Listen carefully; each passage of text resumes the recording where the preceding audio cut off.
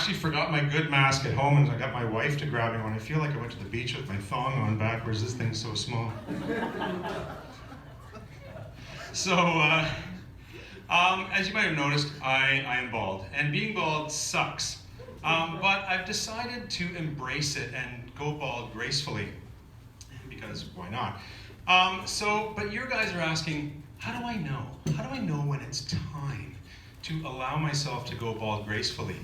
So I'm going to provide you a public service which I like to call, You Know You're Bald If. So, you know you're bald if you're the first one that can tell when it's raining. So you know you're bald if you shave your head to alleviate pandemic boredom and nobody notices. So you know you're bald when COVID hit and you were surprised to find out that people went out to get their hair cut. And lastly, you know you're bald if you can draw 3 dots on your head, grab a bowling pin, and have an award-winning Halloween costume. So, despite being bald, middle-aged, and straight, I've been doing some musical theater lately.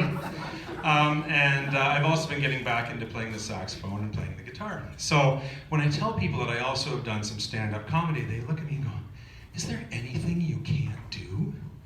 And I think it's kind of a silly question, because there's a long list of things that I can't do. For example, crawl through a heating duct in the Nakatomi Plaza, grow a mohawk, read my wife's mind, watch an entire Hallmark Christmas movie, and lastly, make unbroken eye contact with a large-breasted woman wearing a low-cut top. Actually, come to think of it, I can read my wife's mind, and she hated that joke.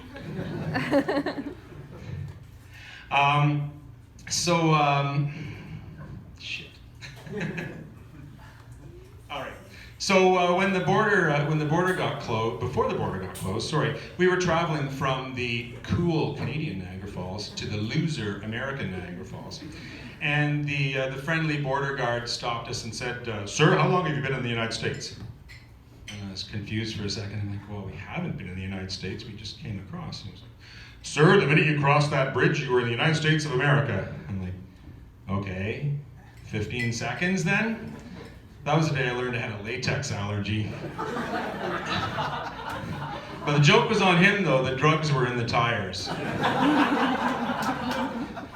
So I've been spending a lot of time, actually the past few months I've been working at home, and video conferencing has been a big thing in my life. So I'm sure you all remember, if you work in offices, when the geeks figured out that you could change the background on your Zoom calls.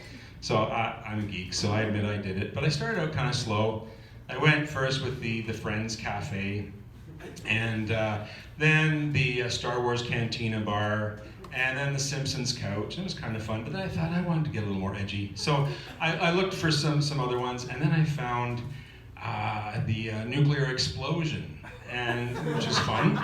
The jail cell, and then my personal favorite, dogs playing poker. And but then people started to get bored, so I thought I gotta up my game a little bit. So I looked for some more. So then I've branched out now. I've got the Jerry Springer Show, and a Trump rally, and the last, which sort of sealed the deal, was a strip club. So I ultimately got banned from using backgrounds for my video calls. But I'm working on the back deck near the pool, so now I have this rainbow unicorn floaty behind me in my video calls, and everyone thinks it's so cute. I can't wait for my inflatable doll from Amazon to arrive, because that unicorn and her are going to have so much fun. One good thing about the pandemic is that I get to go for bike rides before I start work in the morning. I know, I got on stage, you guys thought Tour de France, right? But I like to jump in the pool before I start working, and I can tell that fall is here because more often than not lately, when I hit the water, my junk clenches up like a Klingon's forehead. So, with the pandemic, things like going to the bathroom have become really complicated. And because no one wants to touch anything, and we've all dealt with those stupid taps that you put your hand under and they don't recognize you in the soap dispensers. And then there's the automatic paper towel dispenser. I can just picture this sociopathic kitten torturing son of a bitch that programs those things, says, I'll give you an inch of paper every 3 minutes. What do you think this is, the We charity? I think they should, honestly, I think they should just do away with the paper towel dispensers and put a sign on the wall that says, who do you think you are, the Queen of England? Use your pants.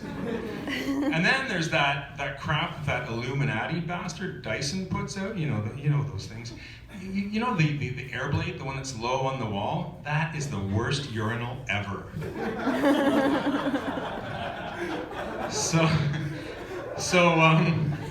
My daughters grew up in the smartphone era, and Snapchat kind of freaked me out. But I actually did take a picture of my junk once. It's not what you think. I was out hiking and I found some ticks on my clothes. And I thought, oh crap, that's not good. So I better check and make sure I don't have any more. But there was areas I couldn't see. So I stripped down and I grabbed my phone and I was taking video and pictures all around. And I found a tick. So I was really excited about the new skill that I'd acquired. So I thought I had deleted the video. But I was cleaning up my iCloud and I came across this pasty white thumbnail. I realized what it was, so I sent it to my wife right away.